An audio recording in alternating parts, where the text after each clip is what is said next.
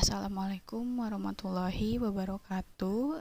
Nama saya Devana Azara Salam, NIM saya 41519 1200017. Kali ini saya akan membawakan pengenalan proyek data science untuk ujian akhir semester proyek data science. Materi yang saya bawakan kali ini yaitu yang pertama ada algoritma data science yang dipahami. Ada 3 algoritma yang saya pahami, yaitu pertama algoritma K-means. Algoritma K-means merupakan metode non-hierarki yang membagi data ke dalam satu atau lebih klaster. Data akan dibagi berdasarkan karakteristik yang sama dan dikelompokkan ke dalam klaster, sedangkan data yang memiliki karakteristik berbeda akan dikelompokkan ke dalam klaster lainnya. Contoh penerapan algoritma ini adalah customer segmentation. Dengan menggunakan K-means untuk mengelompokkan data konsumen bisa berdasarkan umur konsumen, jenis kelamin, dan sebagainya. Maka akan ditemukan pola tertentu yang dapat membantu meningkatkan strategi bisnis. Kemudian ada algoritma naive Bayes. Naive Bayes adalah algoritma untuk mengklasifikasikan data menggunakan metode probabilitas dan statistik yang bertujuan memprediksi peluang di masa depan berdasarkan kejadian atau data di masa lampau. Ciri utama dari naive Bayes adalah asumsi yang kuat pada independensi dari masing-masing kejadian. Kemudian yang terakhir ada decision tree. Decision tree adalah algoritma machine learning yang menggunakan seperangkat aturan untuk membuat keputusan dengan struktur seperti pohon yang memodelkan kemungkinan hasil, biaya sumber daya, utilitas, dan kemungkinan konsekuensi atau resiko. Konsepnya adalah dengan cara menyajikan algoritma dengan pernyataan bersyarat yang meliputi cabang untuk mewakili langkah-langkah pengambilan keputusan yang dapat mengarah pada hasil yang menguntungkan, di mana setiap cabang mewakili hasil untuk atribut, sedangkan jalur dari daun ke akar mewakili aturan untuk klasifikasi. Yang kedua yaitu algoritma data science berdasarkan jenis pengelompokannya. Jadi algoritma data science terbagi menjadi 3 jenis data, yaitu algoritma supervised learning, algoritma unsupervised learning, dan algoritma reinforcement learning. Algoritma supervised learning atau classification model merupakan algoritma pembelajaran terpadu di mana algoritma ini menggunakan data yang memiliki label. Artinya, algoritma supervised learning mengidentifikasi fitur secara eksplisit untuk proses prediksi dan classification. Algoritma supervised learning terbagi menjadi 2 jenis, yaitu data latih dan data uji. Sehingga jenis algoritma ini tidak dapat belajar sendiri, melainkan harus mendapatkan contoh terlebih dahulu. Kemudian ada algoritma unsupervised learning atau clustering analysis. Algoritma unsupervised learning ini adalah jenis algoritma yang tidak membutuhkan pelajaran terpadu. Algoritma ini mengidentifikasi data berdasarkan struktur, segmen serupa, kepadatan, dan fitur yang sama. Gunanya adalah untuk menarik kesimpulan dari dataset. Algoritma ini hanya untuk mempelajari suatu data berdasarkan kemiripannya, atau bisa kita sebut dengan istilah clustering. Tujuan dari clustering ini adalah untuk mengelompokkan data sehingga objek-objek pada satu klaster akan serupa. Kemudian yang terakhir ada algoritma reinforcement learning, yaitu bagian dari metode deep learning. Algoritma ini berbeda dengan supervised learning maupun unsupervised learning. Sebab algoritma ini bertujuan untuk membuat komputer dapat belajar sendiri dari lingkungan secara otomatis. Reinforcement learning biasanya berguna untuk membantu menemukan situasi di mana situasi tersebut membutuhkan tindakan, atau membantu menemukan action plan mana yang menghasilkan reward tertinggi selama periode tertentu. Lalu, untuk materi yang ketiga, dasar pemilihan sebuah algoritma untuk sebuah studi kasus. Untuk memilih algoritma ada beberapa hal yang harus diperhatikan, yaitu sesuaikan dengan persoalan. Pastikan ketika memilih algoritma disesuaikan dengan permasalahan yang dihadapi. Permasalahan akan beragam, misalnya faktor klasifikasi, regresi, deteksi, anomali, clustering, image classification, text analysis, dan sebagainya.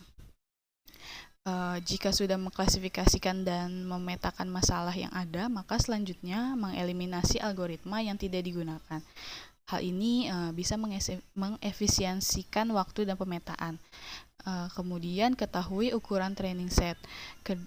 Perhatikan ukuran training set ketika mengumpulkan data dalam jumlah besar. Apabila data yang dimiliki tidak terlalu banyak dan fitur yang cukup lengkap, maka dapat memilih algoritma dengan bias dan varian yang rendah. Namun, jika kumpulan data dalam jumlah besar, pilih bias rendah dengan varian yang tinggi. Ketiga, yaitu pahami kecepatan waktu training. Setiap algoritma memiliki kecepatan waktu dan proses training berbeda. Semakin tinggi tipe akurasinya, semakin banyak pula waktu yang diperlukan. Kemudian pastikan step selanjutnya itu pastikan akurasinya. Setelah memilih algoritma, pastikan tingkat akurasinya semakin tinggi. Semakin tinggi tingkat akurasi, semakin efektif pula jenis yang dipilih dalam melihat proporsi nilai kebenaran data dari total data yang dikumpulkan. Mode yang memiliki akurasi tinggi adalah yang mudah dipahami, seperti linear regression. Kemudian lihat jumlah fiturnya. Sebagian data memiliki banyak fitur yang mungkin saja tidak semua bisa digunakan, atau dengan kata lain tidak relevan. Misalnya pada data yang berupa tekstual, banyak fitur yang harus dibandingkan dengan sejumlah titik data dan lainnya. Dan yang terakhir, persyaratan memori. Hal penting yang harus diperhatikan adalah mengenai persyaratan memori yang dimiliki. Terdapat algoritma yang harus diperhatikan sesuai dengan kebutuhan dan penggunaan. Materi yang keempat yaitu jenis data science tasks. Klasifikasi beberapa task dalam data science digambarkan seperti gambar di bawah ini. Secara singkat, pada task klasifikasi dan regresi digunakan untuk memprediksi variabel target berdasarkan pada variabel input. Prediksi yang dibuat ini didasarkan pada model umum yang dibangun dari dataset yang diketahui sebelumnya. Deep learning merupakan artificial neural network yang bersifat sophisticated. Penerapan deep learning ini telah banyak diterapkan untuk penyelesaian masalah klasifikasi dan regresi. Clustering merupakan proses mengidentifikasi pengelompokan data yang dilakukan secara alami berdasarkan pada dataset yang tersedia. Pengelompokan ini didasarkan pada algoritma pembelajaran yang bersifat unsupervised learning. Kemudian, time series forecasting merupakan sebuah proses memprediksi sebuah nilai tertentu berdasarkan pada histori data masa lalu yang kemungkinan akan memberikan sebuah tren atau pola tertentu yang sifatnya didasarkan pada waktu. Kemudian, text mining yang juga dikenal sebagai nama analisis teks, yang merupakan proses mengubah data teks yang tidak terstruktur menjadi informasi yang bermakna dan dapat ditindaklanjuti. Yang terakhir yaitu feature selection, merupakan sebuah proses untuk menyeleksi atribut dalam sebuah dataset sehingga diperoleh atribut-atribut yang sifatnya penting dan dapat memberikan ciri dari objek tertentu. Kemudian materi yang kelima apa itu CRISP-DM. Teknik analisis data CRISP-DM atau Cross Industry Standard Process Data Mining merupakan standarisasi data mining yang disusun oleh 5 perusahaan yang kemudian dikembangkan dalam berbagai workshop. CRISP-DM ini paling banyak digunakan dalam pengembangan data mining. CRISP-DM memiliki 6 tahapan dalam melakukan analisis data mining, mulai dari business understanding, data preparation, modeling, evaluation, and deployment. Kemudian materi yang keenam yaitu tahapan data science process. Tahapan dalam membuat algoritma data science yaitu mendefinisikan masalah, pengumpulan data, persiapan data, visualisasi data, modeling data, featuring engineering, serta model deployment. Materi yang ketujuh yaitu tahapan pada modeling development pada proyek data science. Modeling development adalah proses berulang di mana banyak model diturunkan, diuji, dan dibangun, hingga model yang sesuai dengan kriteria yang diinginkan dibangun. Pekerjaan pemodelan selanjutnya mungkin perlu memulai pencarian di tempat yang sama dengan bangunan model aslinya. Dimulai bukan di tempat selesainya. Pengembangan model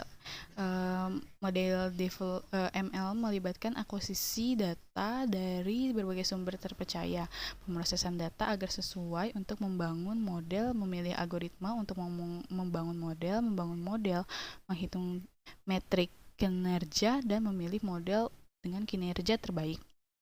Cara memvalidasi model data science berikut adalah cara untuk mengembangkan model validasi, yaitu yang pertama buat kumpulan data pengembangan, validasi dan pengujian, gunakan kumpulan data pelatihan untuk mengembangkan model, hitung nilai statistik yang mengidentifikasi kinerja pengembangan model, hitung hasil model ke titik data dalam kumpulan data validasi, hitung nilai statistik yang membandingkan hasil model dengan data validasi, hitung hasil model ke titik data dalam kumpulan data pengujian, dan yang terakhir yaitu hitung nilai statistik yang membandingkan hasil model dengan data uji. Materi yang ke-9 yaitu kegunaan dari data visualization. Visualisasi data berguna untuk pembersihan data, menjelajahi struktur data, mendeteksi outlier dan grup yang tidak biasa, mengidentifikasi tren dan cluster, menemukan pola lokal, mengevaluasi hasil pemodelan, dan menyajikan hasil. Sangat penting untuk analisis data, eksplorasi dan penambangan data, untuk memeriksa kualitas data, dan untuk membantu analisis menjadi terbiasa dengan struktur dan fitur data sebelum mereka. Ini adalah bagian dari analisis data yang diremehkan dalam buku teks namun selalu ada dalam investigasi aktual. Dan materi yang terakhir yaitu tugas yang paling menantang dalam sebuah proyek bagi data scientist. Salah satu tantangan terbesar yang dihadapi oleh seorang data scientist adalah menerapkan pengetahuan domain ke bisnis solution. Seorang data science adalah jembatan antara departemen TI dan manajemen puncak. Keahlian domain diperlukan untuk menyampaikan kebutuhan manajemen ke departemen TI dan sebaliknya. Maka dari itu, perlu bekerja untuk mendapatkan wawasan tentang bisnis, memahami masalah yang dihadapi, dan berupaya menganalisis dan memodelkan solusi. Seiring dengan penguasaan alat statistik dan teknis, juga diperlukan fokus pada kebutuhan bisnis. Ya, seperti itu. Jadi sekian materi yang saya bawakan kali ini. Kurang lebihnya mohon maaf apabila ada salah kata atau pengucapan. Wabillahi taufiq wa hidayah. Wassalamualaikum warahmatullahi wabarakatuh.